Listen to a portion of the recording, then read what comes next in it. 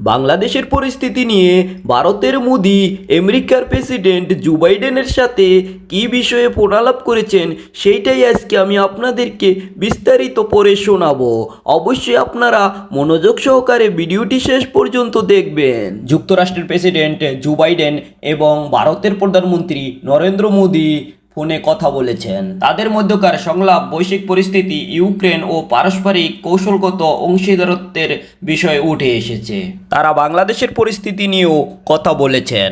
বাংলাদেশের পরিস্থিতি দ্রুত স্বাভাবিক অবস্থায় ফিরে আসার জন্য কথা বলেছেন। সোমবার 26শে আগস্ট ভারতের পররাষ্ট্র মন্ত্রণালয়ের সংবাদ বিজ্ঞপ্তিতে দুই নেতার ফোনালাপের বিষয় জানানো হয়েছে। সংবাদ বিজ্ঞপ্তিতে আরও বলা হয়েছে, দুই নেতার টেলিফোন সংলাপে উঠে আসা গুরুত্বপূর্ণ 8টি বিষয় তুলে ধরা হয়েছে। সংলাপে প্রধানমন্ত্রী নরেন্দ্র মোদি ভারত মার্কিন ব্যাপক বৈশ্বিক কৌশলগত অংশীদারত্বের জন্য প্রেসিডেন্ট বাইডেনের প্রতিশ্রুতির জন্য কৃতজ্ঞতা প্রকাশ করেছেন। তিনি বলেছেন, এই সম্পর্ক একই গণতান্ত্রিক মূল্যবোধের ধারক, আইনের শাসন এবং দুই দেশের জনগণের মধ্যে শক্তিশালী সম্পর্কের উপর ভিত্তি করে গড়ে উঠেছে। তার দ্বিপাক্ষিক সম্পর্কের উল্লেখযোগ্য অগ্রগতি পর্যালোচনা করেছেন এবং ভারত মার্কিন অংশীদারত্ব উভয় দেশের জনগণের পাশাপাশি সমগ্র মানবতার জন্য প্রয়োজনীয় বলে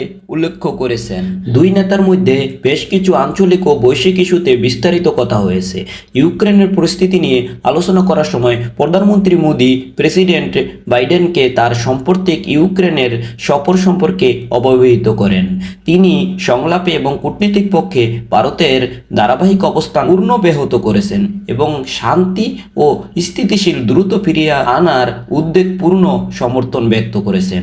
বাইডেন ও মোদি বাংলাদেশের পরিস্থিতি নিয়ে আলোচনা করেছেন। তারা বাংলাদেশের আইন শৃঙ্খলা পরিস্থিতি পুনরুদ্ধারের প্রয়োজনীয় এবং সংখ্যালঘুদের উপর নির্মমভাবে নির্যাতন, নিপীড়ন, নিরাপত্তা নিশ্চিতের উপর জোর দিয়েছেন। দুই নেতা ভারত ভূমধ্যসাগরীয় অঞ্চলে শক্তিগুলো জোট, কোয়াড, যুক্তরাষ্ট্র, জাপান, অস্ট্রেলিয়া ও ভারত সহ বহুপক্ষীয় ফোরাম সহযোগিতায় আরও জোরদার করার প্রতিশ্রুতি পুনর্ব্যক্ত করেছেন। তারা এই যোগাযোগ অব্যাহত রাখার আশা ব্যক্ত করেছেন, রাখতে রাজিও হয়েছেন।